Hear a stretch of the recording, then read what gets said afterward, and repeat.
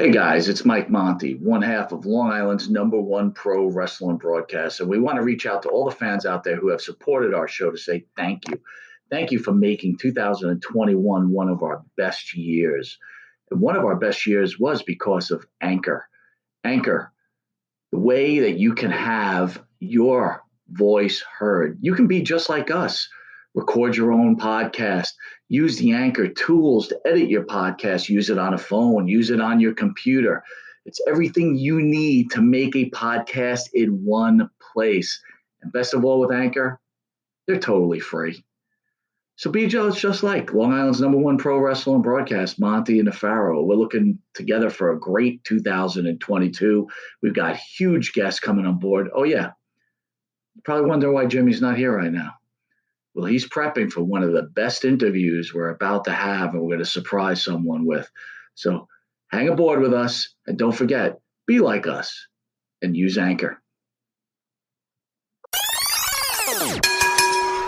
Good evening and welcome to Wrestling Rewind. I am Angel Amoroso, and I am joined by my co-host, Iron Man Tommy Cairo. And this week, we are debuting Wrestling Archives. And that's something that Tommy is very passionate about. So let's not waste any more time. Let's get into Wrestling Rewind's Wrestling Archives. Tommy? Great.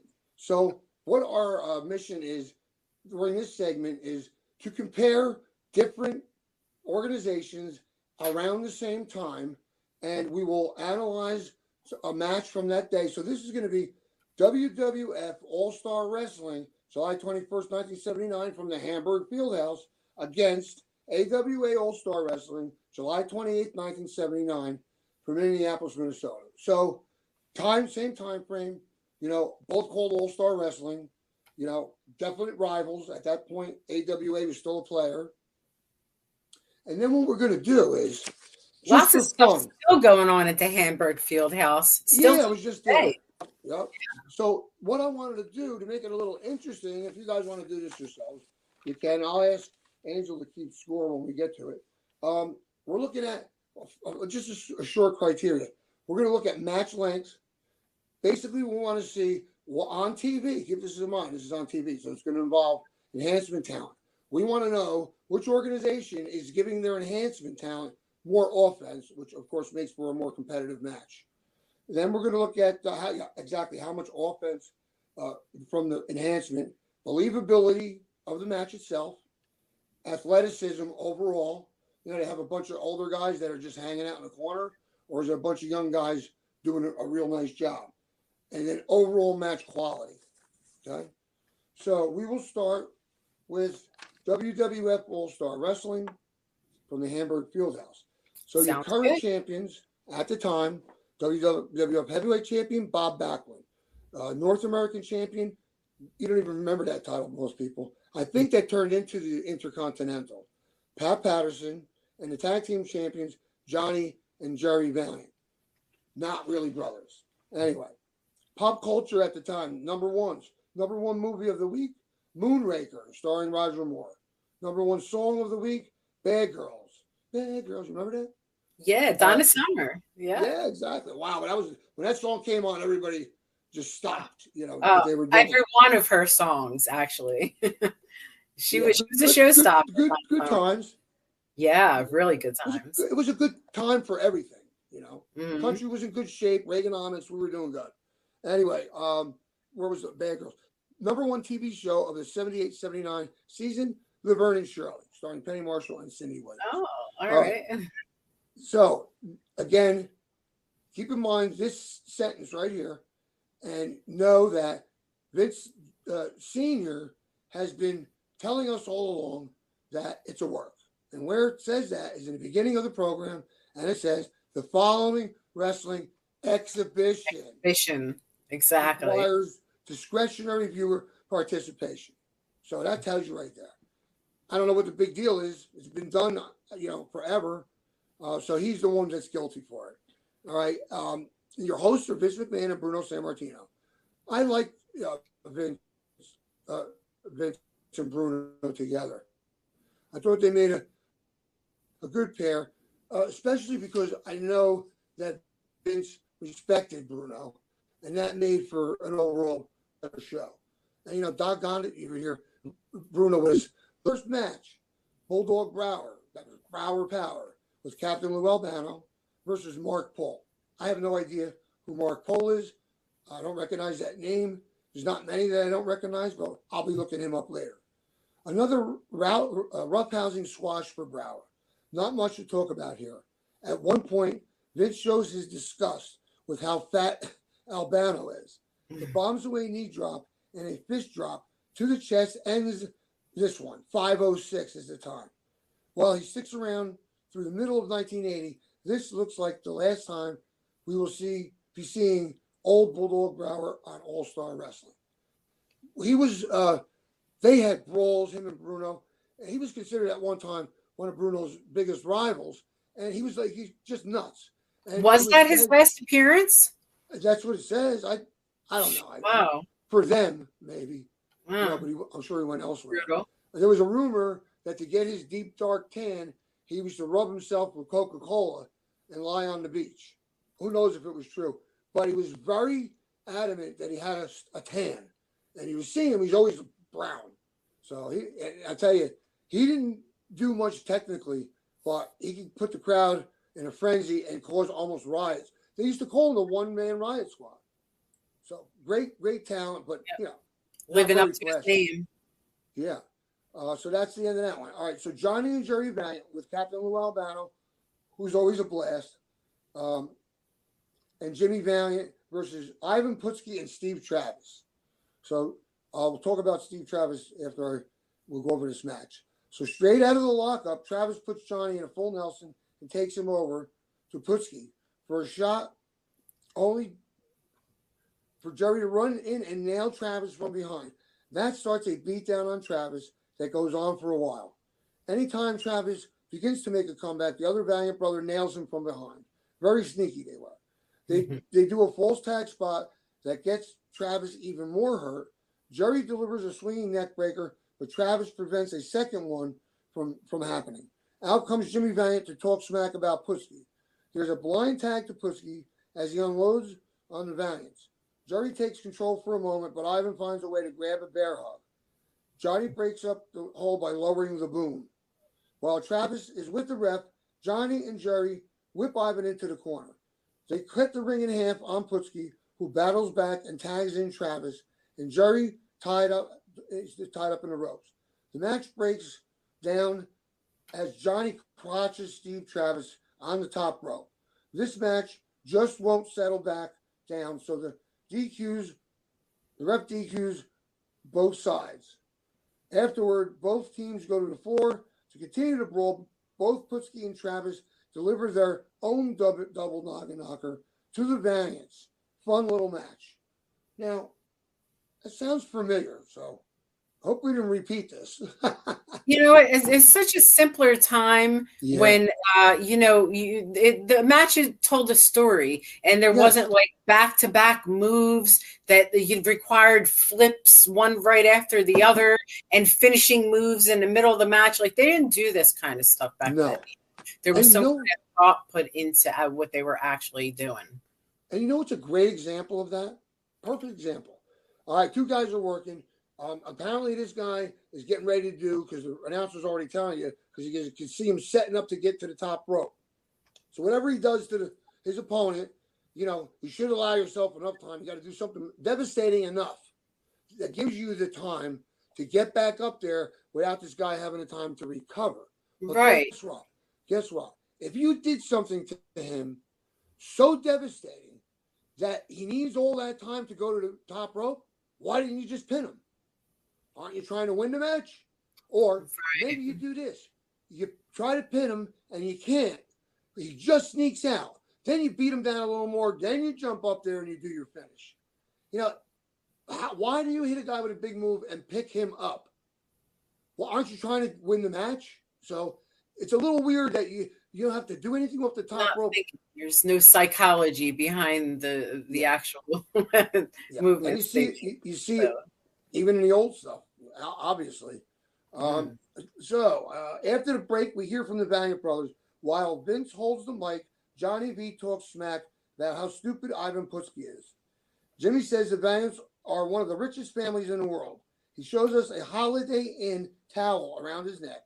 They didn't steal this towel. Oh, no. They have invested their money and hold the biggest share in the company. Of course, Jerry says nothing. Albano says he's got the World Tag Team Champs, among other nonsense, to kill time. Johnny puts Albano over as a reason for their success. Vince reminds Johnny that the last time the Valiants lost the tag belts, Albano dropped them like a hot potato. Johnny claims that was all a diversion of some sort. Jimmy says the Valiants look good, smell good, and taste good. Woo, mercy. More Albano nonsense closes out the segment. Well, Lou is, we got stuck. Huh? Tastes good. Yeah, can you imagine? Oh, that was definitely a little weird. Yeah, a little. But what's good about Albano is we got stuck in a field house doing an outside show with a rain delay. And he went around a room and he attacked every nationality one by one. He looked over. If you saw, you were German, he'd ask you, he'd say some rude German thing. Or if you were Polish, he'd say, can you get me some potatoes? Oh. Just stupid stuff. But that was him. Do you know he entertained us for 2 hours without a break? Just unbelievable. That's a talent. It's in some people's nature to, they're just born entertainers and they can't shut up regardless of what it's about. So you will recognize, you will recognize the opponent of Greg Valentine as Frank Williams. Frankie Williams. Do you remember Piper's Pit? And he brought Frankie Williams on as a guest, which was a clue right there. Something was going to happen. And he mimicked the way Frank Williams talked. And, and then he attacked him and beat him down. So that was like a highlight, really, for Frank Williams because they didn't use him for much. Anyone who was on Piper's Pit was the highlight, right? Yeah, exactly. All right. That's where our friend Derek Domino started his wrestling career on Piper's Pit as a child. Yeah. Wow. He actually ran up on the stage while they were filming at the Spectrum, and Bob Wharton was the guest, and he grabbed the microphone and start mouthing off into it. I'll send you the clip, actually. Yeah. It's entertaining. It's great. It's great stuff. Mm-hmm. And like you said, simple. Right. Simple. It doesn't have to be all rude and crude. Very simple. There's no reason to go to those lengths. It's not necessary because then you got nowhere else to go. Once you hit the guy with all the stuff and he pops up and you can't pin him. Like, what are you supposed to do? Shoot the guy? I mean, it's a little ridiculous. But listen, that's not our problem because we're talking about old wrestling. So It's a little bit different. So this is interesting. So like I said, Greg Valentine with the Grand Wizard, McMahon, who was the best, right? Ernie Roth, and against Frankie Williams. And if anybody wants to see, Frankie Williams, pull up Piper's Pit with Frankie Williams. He takes a beating, a terrible beating. All right. So Bruno does a great job putting over Valentine as a capable yet sadistic wrestler. Valentine punishes Williams with an armbar for a while. When he tries to come out, Valentine hammers him to the floor. He pounds Frankie on the apron. Back inside, Williams gets a brief comeback, very, very brief, but charges into a knee in the corner. Valentine now takes his time knee dropping Frankie on the back. Vince and Bruno discuss when they think Valentine is going to implement the figure four. Again, since he hasn't used a hold in a while, a pair of elbow drops later, and Valentine scores another victory in 7:21. So he didn't use it. So he's saving it for bigger and better things. But if you're good at commentary, you start setting that stuff up, and like you take one of the best, Gordon Soley, there was always a way for him to get the move over, to get the talent over with a background and fit it in there just perfectly. And that's a big part of being a good announcer is knowing the history of the guy that's in the ring.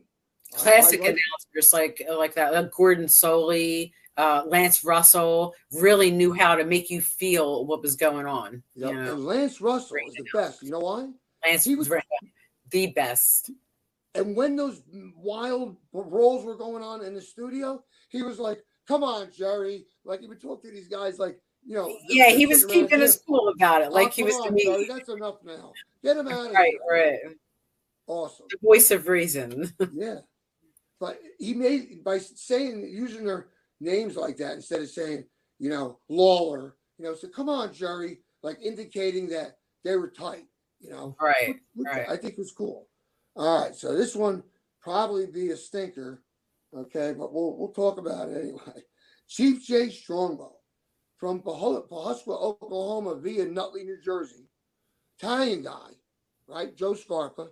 But he had the big Italian nose, which he could look like an Indian. He's darker, complexion.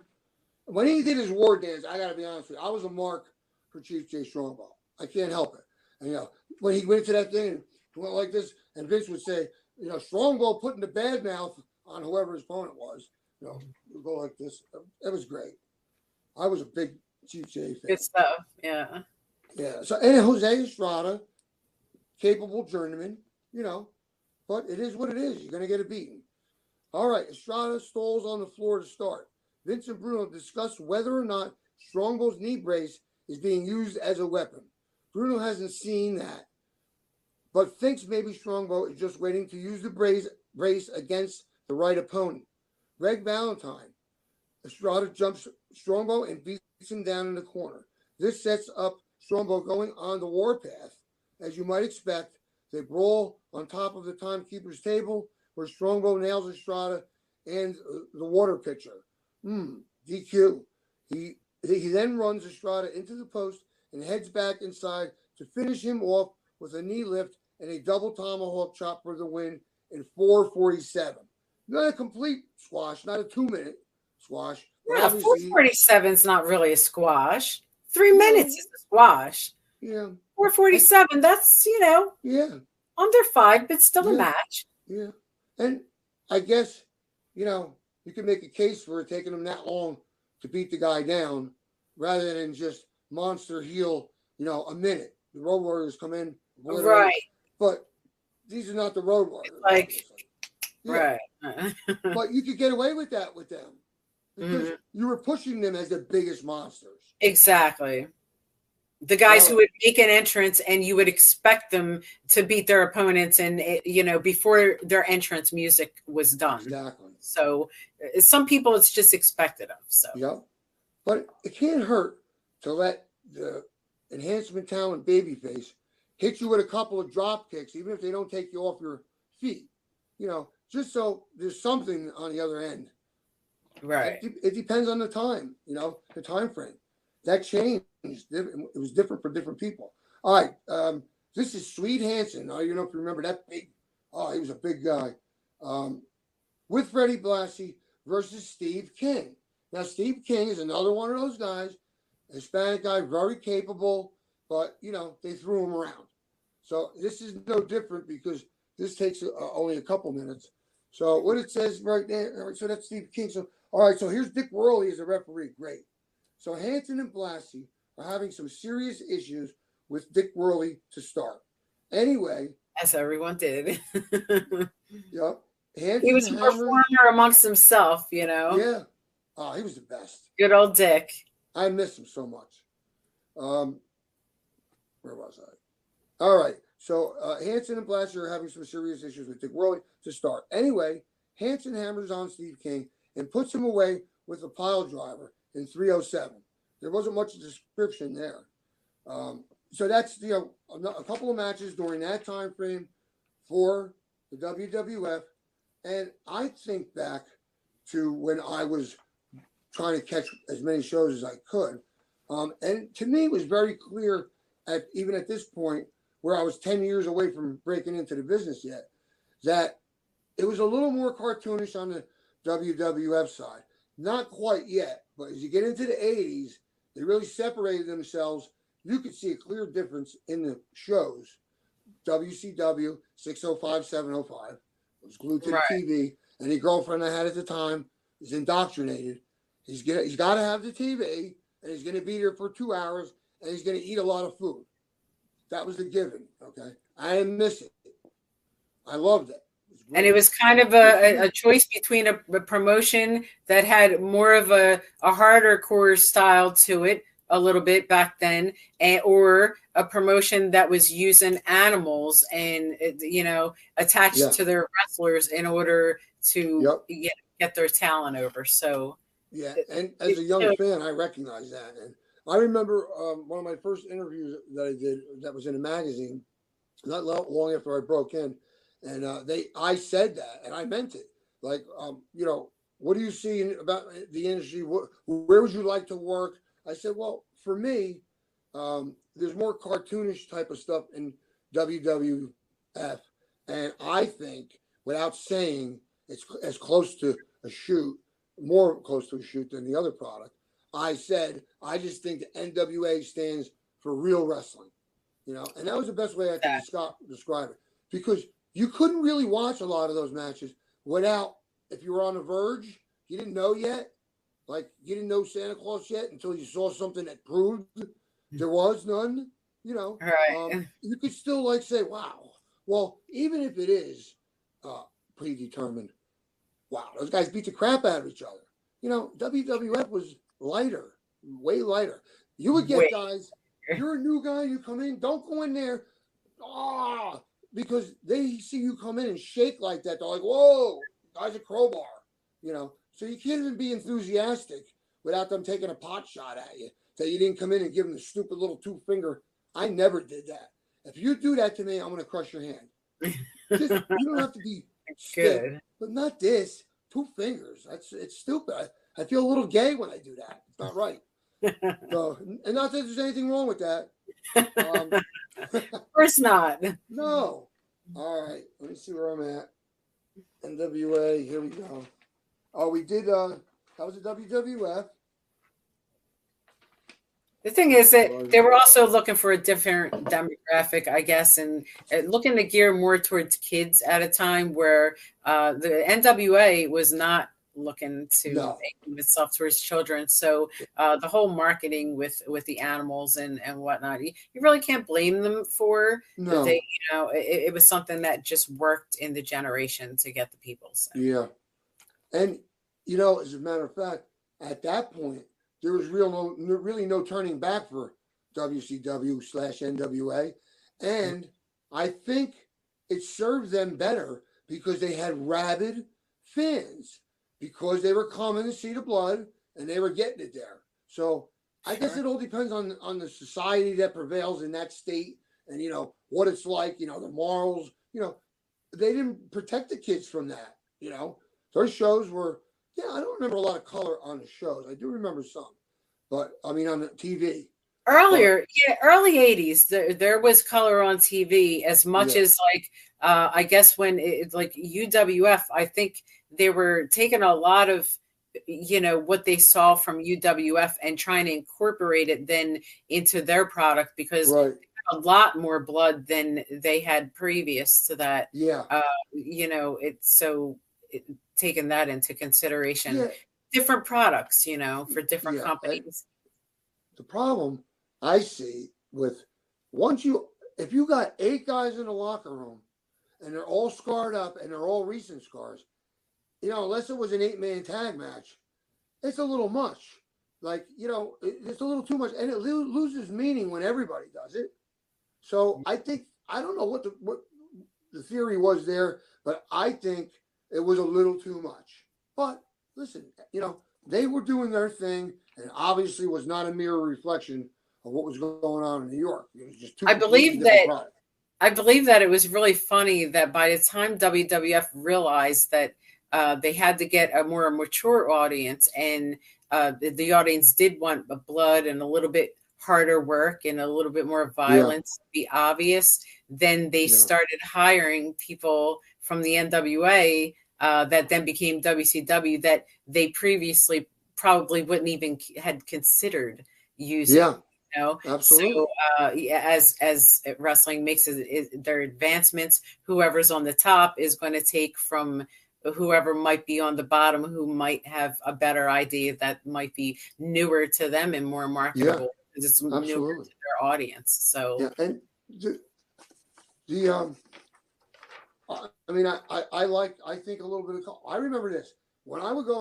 I went at the arena, the Newark Armory, the first live match I went to. I mentioned it before with Bruno, to see Bruno. I remember there was a magazine, Up to Date magazine, that would have been on the newsstand, and they were selling it at a table, and it said, so and so signs Brower's death certificate in hot blood. Wow. You couldn't get me away from it. Strong. Dad, I gotta get that. Yeah. How much is it?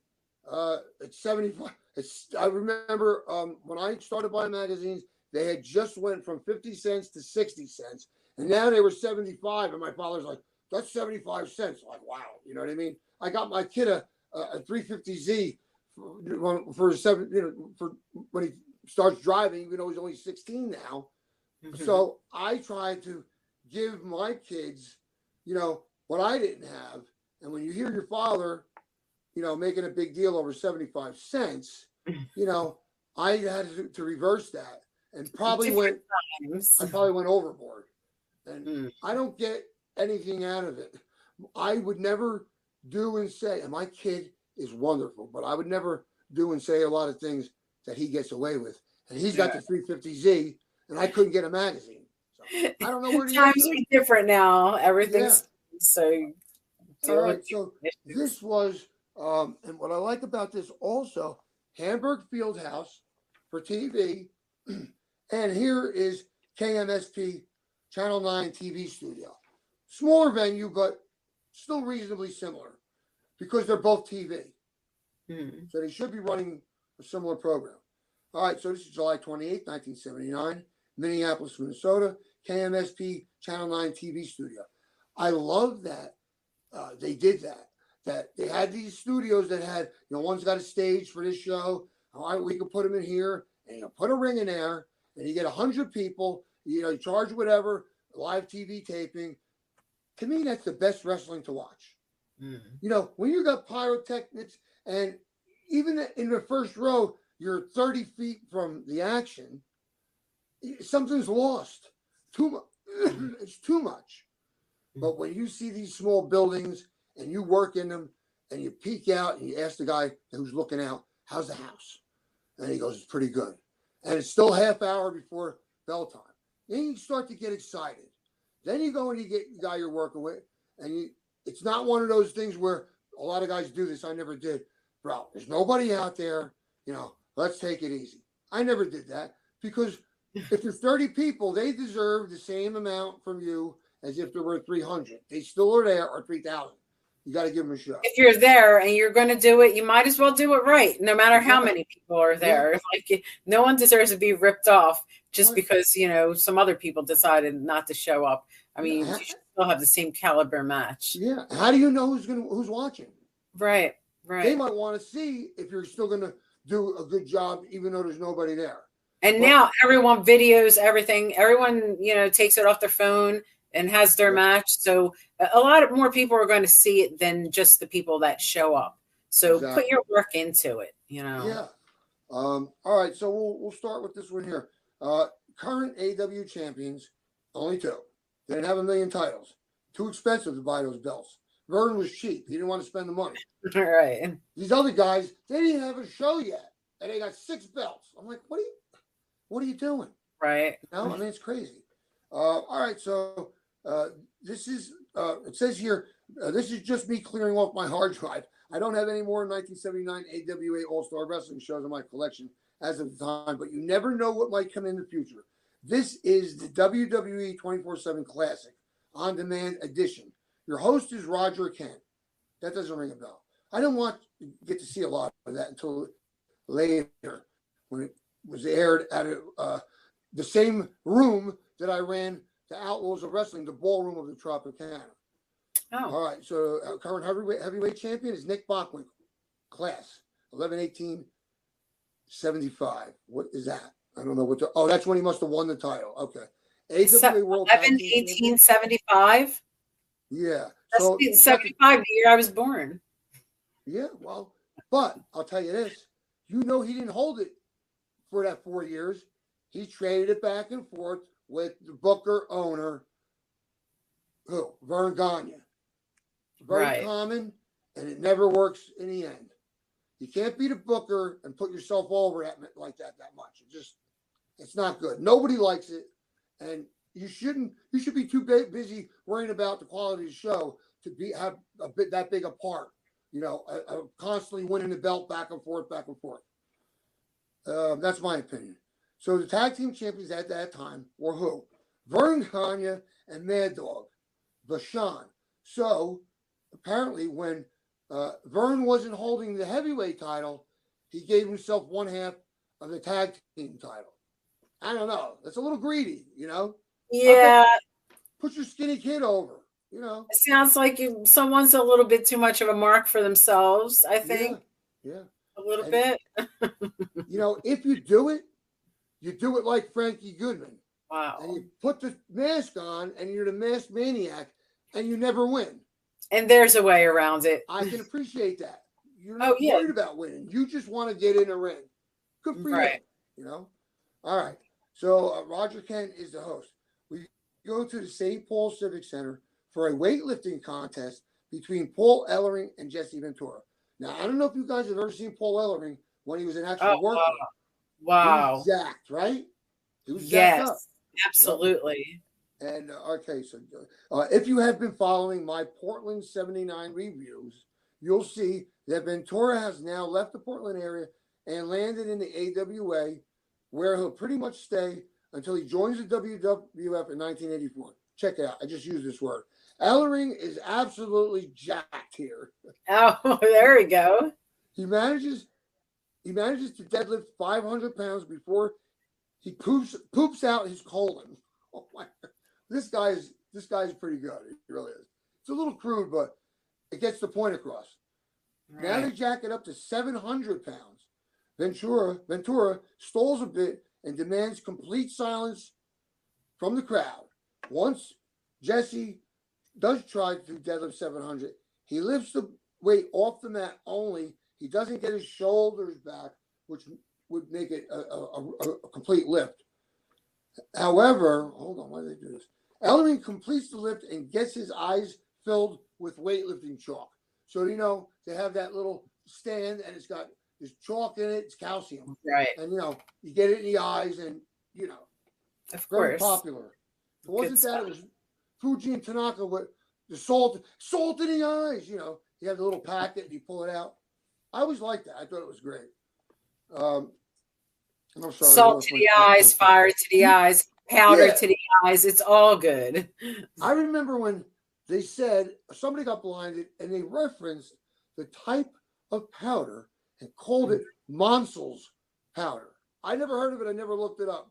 But apparently, it must have been enough people that knew about it. Maybe it was down south. They have their own kind of Confederate products there that are different names. So Jesse tries to deadlift 700. He lifts the weight off the mat, only he doesn't get his shoulders back to complete the lift. However, Ellering completes the lift 700 pounds. It's only 1,000 now. And that's way bigger guys. Yeah. I don't know if the weights may have not been real. Who knows? He's not saying it. However, Ellering completes the lift and gets his eyes filled with weightlifting chalk. Absolutely furious. Jesse puts the boots to Ellering until some refs hold him back. Due to all the mess here, Ellering does a stretcher job. Ventura still manages to kick at Ellering while he's still on the stretcher. Oh, the humanity. Before he starts a riot, Ventura is escorted out of the arena. That's if he can get that kind of heat. I don't ever remember that, but it sounds like he did. Now, this has got a guy in it. All I got to do is say his name, and you'll know. Buck Zumhoff. Scumbag. Okay. Yeah. So. Scumbag, all scumbags. Yeah. So I hope Nick Bachman kicks his ass. Someone needs to. You know, Just is there no limit to the despicable. depravity? Yeah, terrible. Makes All you right. sick. I want to go. We'll get into the perverts later, Yeah, though. we will. Don't you worry about it. We'll get to you all. So No, but moving on with Wrestling Yes. Archives. oh yeah. Okay, But he so- is part of them, so Absolutely. Listen, I don't have to be quiet about my dislike of that type of person comes on top of being a father, and right. having a daughter and a son. So I wouldn't want that to happen to my daughter, and I don't want my son to perpetrate anything like that either. And you definitely wouldn't do it to your own child. Of course is not. is the issue, you know? Why these people haven't been locked up? We're more worried about locking up some guy with tickets. You know, are you kidding me? How about you go after these people? How about you get the list in each town and you know where they are and you cruise around and keep an eye on them without anybody knowing? Because guess what? If you see him talking to a kid, you immediately make an arrest, a citizen's arrest. They're not allowed to. So someone like that, you have to, because I think he's around and out and about now. I don't think he really served any time for what he did to his daughter or any of the other females that he assaulted. So, but moving on. Yes, let's not get too focused on we'll him being trash such a him later. scumbag and focus on his part in history, because he did have one.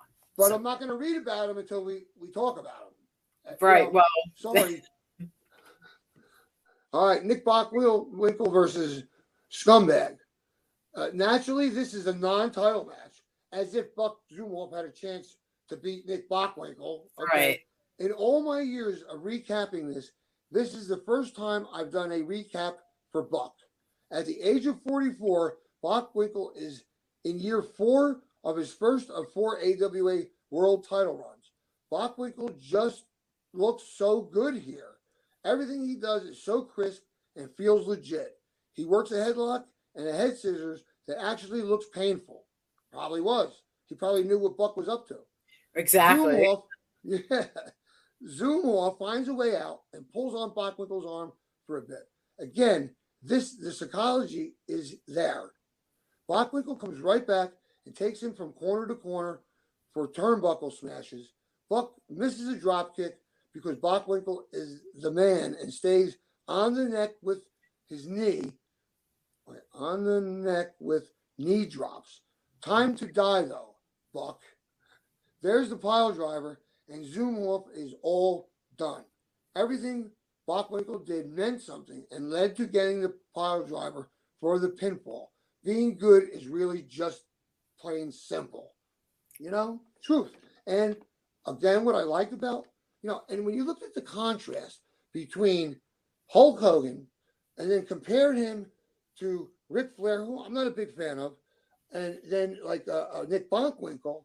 Right. They were all the champions of different promotions at the time. One was WWF, one was the NWA, one was the AWA champion. So you had to imagine in your mind, in comparison, which one would be better. And if these guys all faced each other, like, it just competitively, what kind of a show would we have going on? And we never thought that it would get to the day where we would ever see that. Yeah. And each one, the two of them, dressed in a suit, always looked classy, and was Hogan running around screaming with a T-shirt on. Just, it bewilders me how he became the star that he became. And it's just like what my son will bring me something to look at on, and I'll look at it and I'll go, I don't get it. And then you look and it's got 7 million likes. Well, I got to think that there's a lot of people that probably get it. Yeah. And I don't want to put my son in that category because he's still young, but I venture to say that a large part of that number are adults, and it's no different than an adult on Facebook saying, so-and-so versus so-and-so, who would win? Whoever the booker says. It really is. Whoever the booker said. Now, if you asked me in a shoot, I could give you an answer. No different. I think we said this before. Oh, well, he won the title 17 times and he won it 31 times. So he's obviously better. No, that's because that's what was written to happen is what? Yeah. Like, it's not a shoot. You're not fist fighting. we're not going by who would really win, but yeah, he didn't win. They gave it to him. Asked it over and over again, like there's an answer. Like the answer is because it's not a shoot, it's a work. Yeah, and the answer is he didn't win it 17 times. They gave it to him 17 times. Exactly. Which means you got to carry that bitch around, and it's no fun. I'd rather not have it, or keep it at the promotion and bring it out that night. Carry that crap around. It did save me from getting a ticket, though. We'll tell you that another story, another time. Let me just check this here. All right, so we did the Bach Wiggle. So now this is another tag match. Greg Gagne versus Super Destroyer Mark III. I don't know who the hell that is. With Lord Alfred Hayes and Super Destroyer Mark II. Oh, a Mark III and a Mark II. Okay. No Super Destroyers we know. Yeah, I mean, I wish I knew who those guys were. Yeah. It'd be nice to find that out. So originally, Gagne was supposed to face Super Destroyer Mark II, but Hayes played the switcheroo on him and surprises him with this guy. This is the debut of Super Destroyer Mark III. Hayes says he brought the Masked Man in from Grenoble in France. Wow. Which is also where Andre is from. Under the mask, he's the Hangman from Los Angeles. Okay, there's an answer. Okay. From Los Angeles territory in WWE. As a French Canadian, he wrestles similar to Joe LeDuc, one of my favorites. All right. He cut his arm with the hatchet right on TV. Right. Original ultra violence. Yeah, exactly. They were like, please don't do that today. Okay, talk about hardcore. Right. Like, I'm just going to hack my arm up there. Yeah. He's a cutter. Mark III goes after the injured shoulder of Gagne to start, according to Kent, with hammerlocks and the like. Let's see what they got for us now. I always look forward in wrestling magazines to see, the pictures of Joe LeDuc were always there, and he was always covered with blood, always, he loved it. Saturated in it. So, the greatest pictures ever.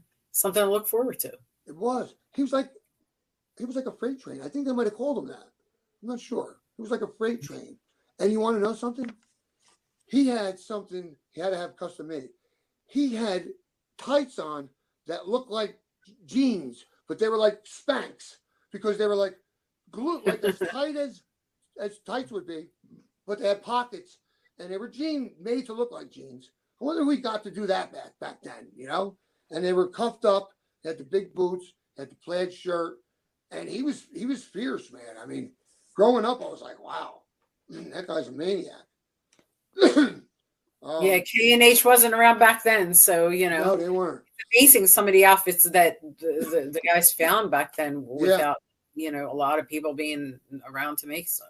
Yeah, now everybody looks now it's just a guy with a name and a fancy pair of tights that looks just like the next guy with a fancy name and a fancy pair of tights because they use the same woman to make everything, and it's just one variation on the other. Ever since they started doing that, where's the guy's gimmick? His name is his gimmick. He doesn't even have Joe the Razor on there. He's just, whatever. And I don't get his gimmick. Where's the gimmick? Joe the Razor. I like that. Right? Where's the gimmick? It can't be your tights and your hair. Is it your hair? I don't know. What's your gimmick? Yeah. Some people think that they could get over just on that. I mean, you go in an indie locker room today, and I've been in a few recently, and I got confused, as did whoever else I was talking to. I don't remember, said the same thing. Oh, Mitch Seinfeld. They all look the same. They all look the same. There's like 6 guys there that I don't know who was who. It was like, they all look the same, similar tights. So, I mean, be an individual, Try to do something to separate yourself from the crowd a little bit. I guess it's too easy, just order the tights, put some fancy crap on there, and you go out and, whatever. All right, so we're still on the Gagne match. So Gagne, this is the skinny kid, breaks loose and applies an Indian death lock to work the leg. When Mark III Mask Mark III, reaches the ropes. He delivers a series of backbreakers and shoulder breakers. Wow, both of them. Trying to put away Gagne. The Gagne sleeper is applied, though, but Mark III backs him into the corner. During Gagne's big comeback, they start brawling over in the corner where the referee catches a punch to the face to draw the DQ. 703. How unfortunate. Gagne picks up the cheap win. Afterwards, Mark III attacks the ref and drops him on the top rope. Ha ha, awesome. Gagne runs off the heels while some other resident babyface comes to check on the ref. Now, I got to speak on this. Who? What other resident babyface? They didn't tell you. We want to know everything. They just sent some. Go out there. You know. What kills me about that? Here you are, the boss's son, and you can't lift a weight.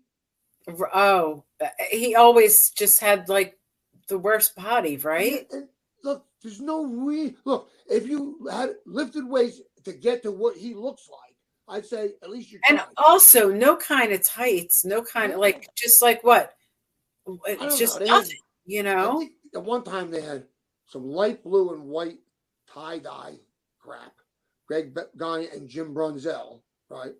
But my point and he had a team with Scott Hall for a while, but like that wasn't much of a change either. It was just like plain tights and boots. Boom, here we go. I'm Greg Gagne's son. It is pretty much, you know, Brian Gagne's son. Excuse me.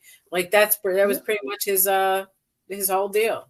But listen, if he was working for another promotion and he didn't want to work out, okay, what harm's done? But your father's trying to push you, and you are not helping him. Get your butt to the gym. What's so difficult? It's no different than I see a kid. I broke him in 11 years ago, and he looks exactly the same, if not, has put on weight and has made no progress. We went to the gym. I knew I wasn't going to be 6 foot. I said, well, however high I get, I'm going to be that wide. And it was never a time you could have said, what's he doing in there? Because I was a bull. I had to be at my height. But today, it doesn't matter. And I hate to keep ragging on these people, but if you're 5'9" and you're 170, skinny, fat, you better get to the gym. And the fact, you know what, man? The fact that you don't is disrespectful to the business. Because in the old days, you would have never made it. Okay? And if you have an issue and you need to work on it, and I see you 6 months later and you're still working and you didn't correct it, very disrespectful. You gotta realize that you are granted. It is a privilege to be brought into the business, to be let into the business, Not as long as you can pay the dues. At the end, you're a wrestler. You're not. Okay, you may be on the indie scene where, you know, the guy puts the cart before the horse and he's got titles and he's one and done. He didn't figure out if you're counting the bank from the ticket sales in order to pay the boys, no good. You got to have that money. Envelopes need to come into the building with people's names on them, filled with whatever you're paying them. End the story. You know why? When the guy comes in, because we've all been there wondering, did you get paid yet? You know, who wants to go to work thinking, you don't know, are they going to try to cheat me? But when you come in and I hand you your money, it's a test too, because if you do a shitty job, bro, you came in, I gave you your money, right? And then you bailed after 3 minutes. No good. But what you should get from them is loyalty, and they're going to do anything they can. I don't know, but Cairo and Angel, you get there, here's your envelope. Now I'm ready to work because I have no concerns, no worry that I don't have the money I need to get home. Because if I don't get paid tonight, I don't have enough money to go home. You can't live on a hot dog, you know? Well, and that's the way it is now. I never had to do that because I got paid well, but it didn't mean that, you know, because you got $100 bill, you were good.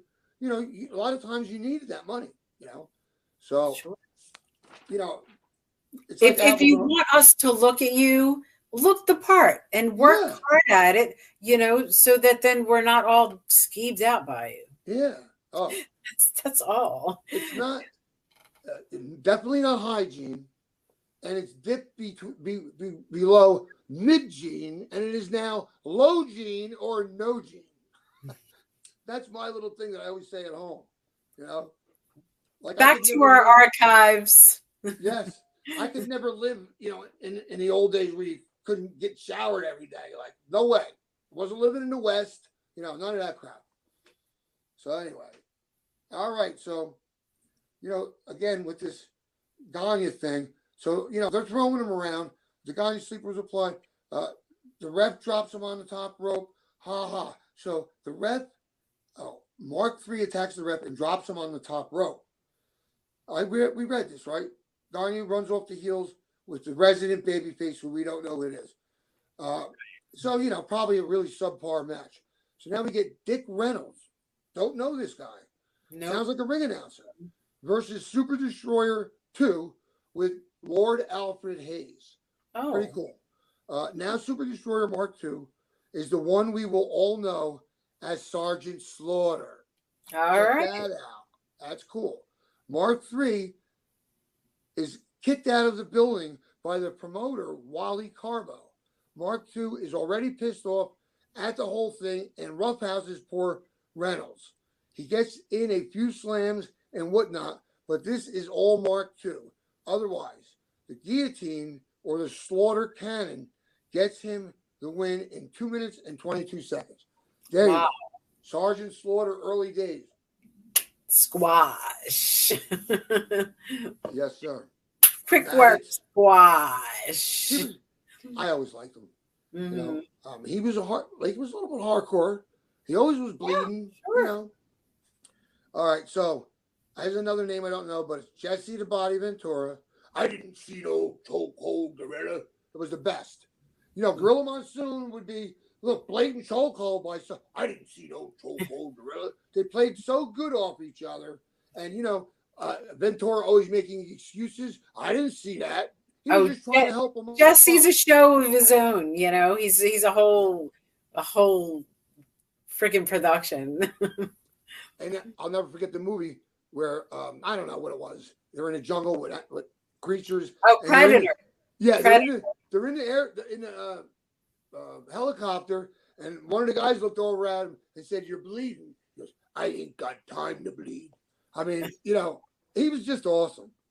Classic stuff. Yeah, but poor imitation of superstar Billy Graham. I think it was a poor imitation. I think if you can't come close to the real one or eclipse him, then you probably should bag that gimmick. Because if you're talking about somebody that's really, really good at it, and I've seen and thought about how many comparisons you can make. Kendo Nagasaki and who's the other guy? Kendo Nagasaki and who was it? Two guys. It was Kendo and who was the other Oriental that did the same thing with the mist and all of that? Muda, the great Muda. Before Muda, the guy who's supposed to be Muda's father or something. Who was that? Man. Anyway, similar gimmick, and we're in the same areas at the same time, and you can easily swap them out. It's bugging me now, but I'll remember it. That they one of them was handled by Gary Hart, which he was great. That was the great Muda handled by Gary Hart. Yeah, we're rolling up on 8 minutes from the hour here. So, oh, really? Yeah. Wow. So let's get back to the wrestling archive. Right, let me wrap this one up. Jesse Ventura versus Peter Lee. Because we need more Jesse today. Only 3 minutes left in the program. Can Jesse get it done? Yeah, he can. Before you know it, he's got his arm and Egger, I don't know what that means, up in the body breaker. Eager? That's the guy's name. For the win in just 1 minute and 12 seconds. So a big push for Jesse Ventura and the poor Peter Lee, who's another guy I don't know. Final thoughts. Besides the fun look at Bockwinkel owning Buck Zumhofe, he's not a fan of this guy either, the writer. There's not a lot here. You may be Yeah. interested in seeing Paul Ellering before he just stood beside the Road Warriors. I don't know. Anyway, not much here. Till next time, so long. All right. So we want to quickly maybe just compare the two. And if you were judging by what you read, what organization do you think had the better show? So I'll go like this real quick.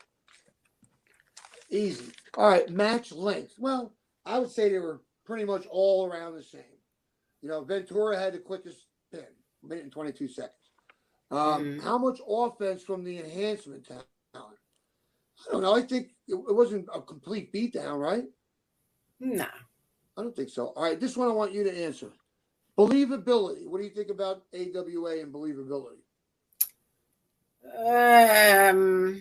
Well, I mean, as far as the technical stylings of the matches went, yeah. I would say, like, if you were a person that was going from watching grappling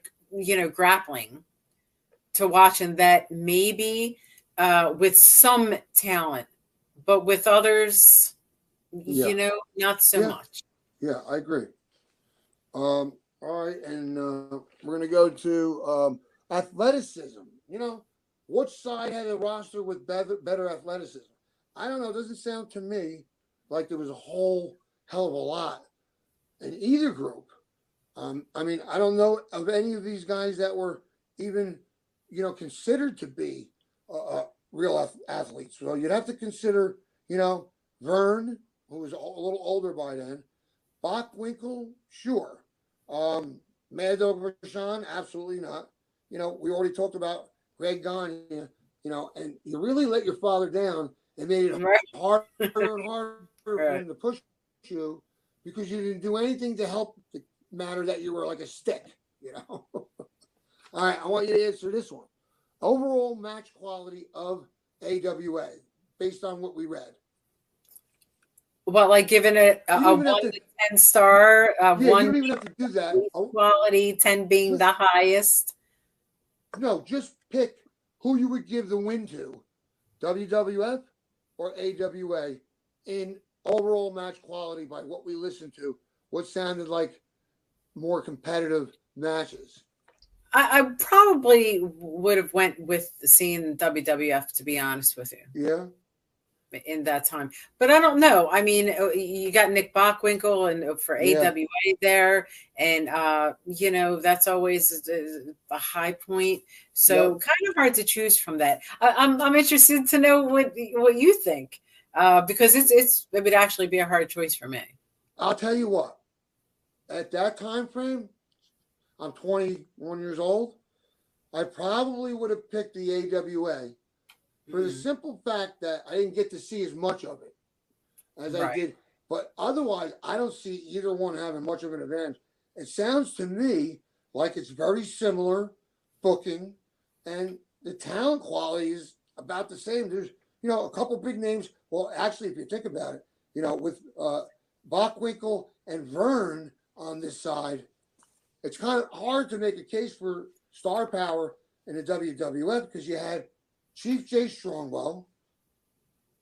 That's about the biggest name. Jerry and Jimmy Valiant. We had Jesse Ventura on there, which at a time, I watched AWA. I didn't really watch much WWF, but I know that when I did, the people that I liked in WWF, I liked Jesse Ventura. So that probably would have drew me over, because a lot of times I would get bored watching AWA, to be honest with you. Just because I don't know, the quality of the program wasn't there for me all the time, and I was more of a NWA UWF viewer, and a lot of the independents that sometimes would come on our local stations. So I was more into like wrestling of that category. So a lot of times I would go with AWA, but for this specific one, just to see Jesse Ventura, I think would be worth it. Yeah. Plus, the only thing that AWA had Jake the Milkman Millerman. Like, I mean, come on. He's a superstar.